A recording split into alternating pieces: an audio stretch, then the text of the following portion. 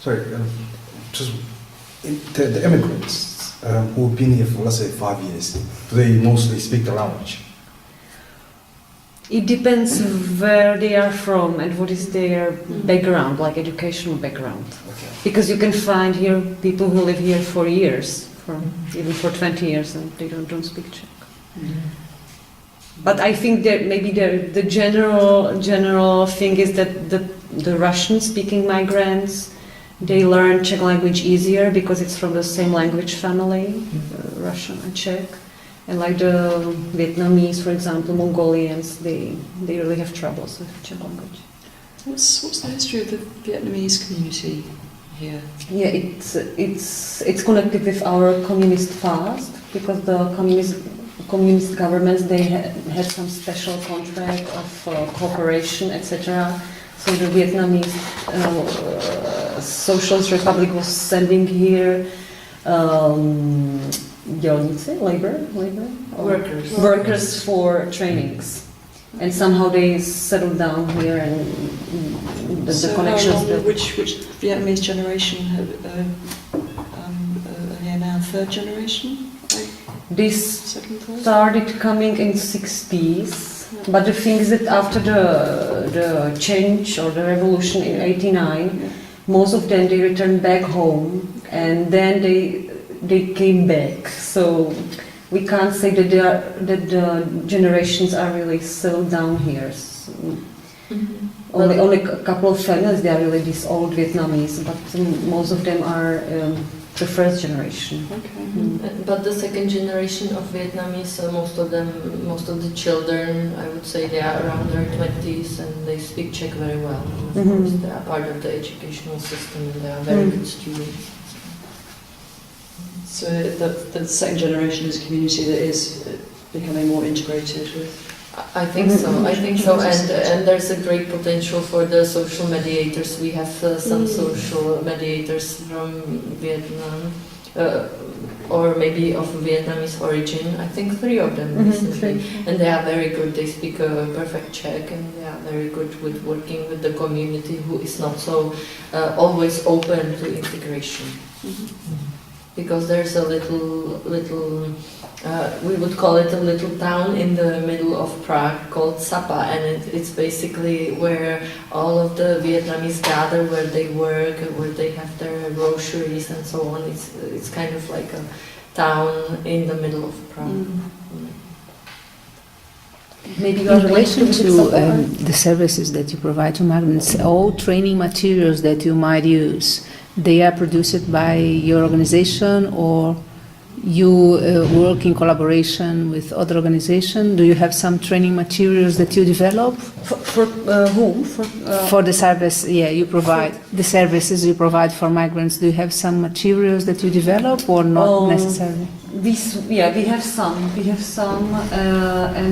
but I would say that we have started with producing some materials. All right. Because before we were very focused on the direct work in the field. Okay. It's like the Low Trash Counseling and other organizations were producing the brochures. Okay. And now, because we work in the ministry, so we have done like a publication on the procedure when somebody wants to prolong the residency here. So it's in 6 languages. We are just working on this, and in the second project that we will have, that will continue with our mediators, we will try to work on it a little bit more, because it's quite brief right now. But I think we also cooperate with other organizations, and they, for example, if they have already covered some topics, we cover different ones, and we were talking about some cooperation, how to work it out together. But we are at the beginning, because it's quite new, as Eva said. The social mediators, which is our main focus, are quite new, and we need to try to work on the professionalization quite a bit. All right. I think you would profit a lot contacting this Spain. When I come back, I put you in contact, because they are keen to exchange experience with organizations like you. I think it would be very profitable. And other question, is the current situation in Europe, the crisis, the globalization, all this noise, moment that we are living, affecting your work with the migrant population here? somehow. Maybe there are less migrants. Less migrants, yeah. After 2009, many of them they really went back home or somewhere else Mm-hmm.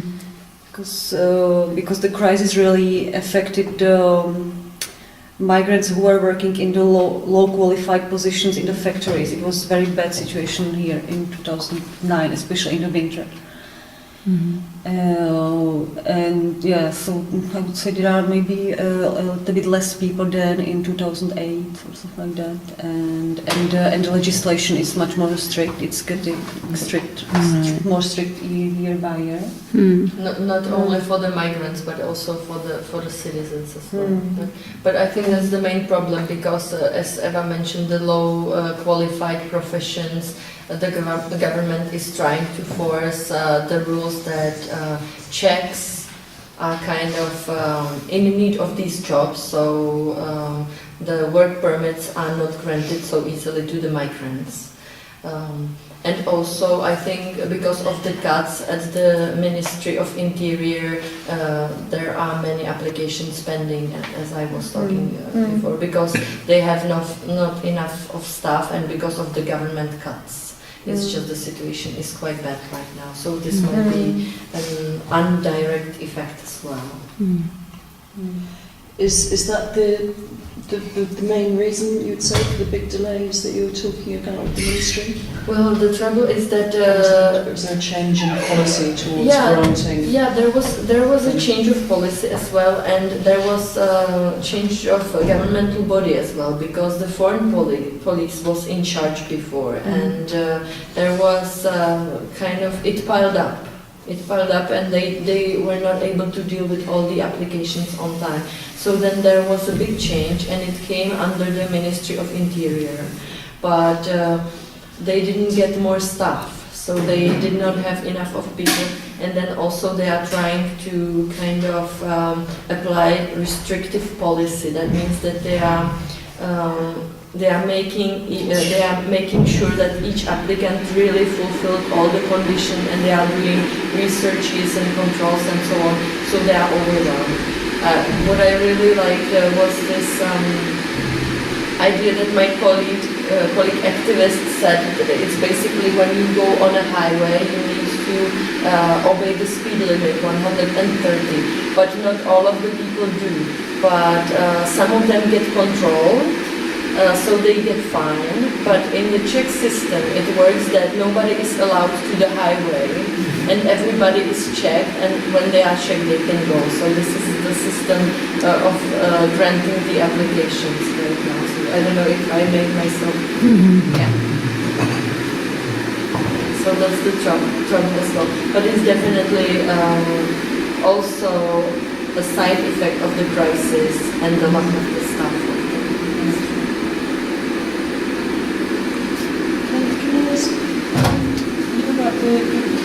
The group that the family work that you're dealing with in particular, are there particular issues that you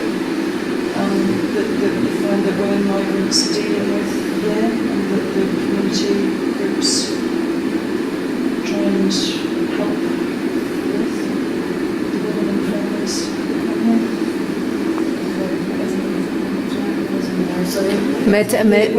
A bit louder, Mel. A bit louder, please. The community groups that you run here with women and families, are there particular issues that women, migrants and children are dealing with here that you help with?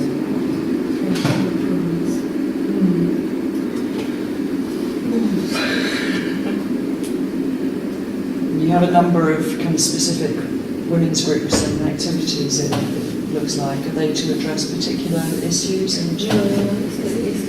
Jestli se ty skupiny zaměřují, jako ty různý seniori a tak dále, jestli se zaměřují na konkrétní téma.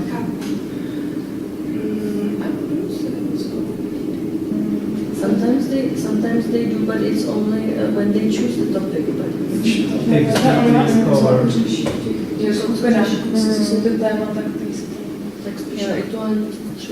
I guess it depends on it's always a consensus of the group, Mm-hmm. and usually they talk about the everyday issues and the troubles in life or the happiness, as Carolina said.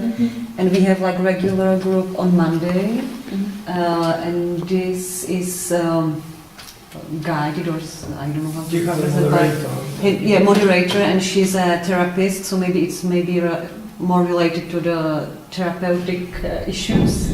And on Wednesdays, the moderators, they are young girls, so what is their background actually? One was working in the bank. So it's more like based on the free time activities. They go to the galleries or they talk. But it's, as I noticed, they always try to be a little bit structured. Informal but structured. And then we have... The group for singers is very active, and they often organize some program. So they have poetic evenings and celebration of their birthdays and so on. And then we have on Wednesdays, there's a regular group in the morning for mothers with very little babies, and they also, for example, they invite even some, for example, psychologists or doctors, so they have a lecture on something. Or last week they had INBAZE, they had like a... It's like a flea market, or Flea market. how to call it, or yard sale.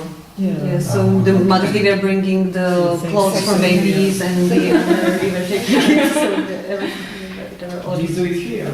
yeah, it was here, it was here. And they share the information about where to go with children, how to fill in the formulary to the kindergarten and so on.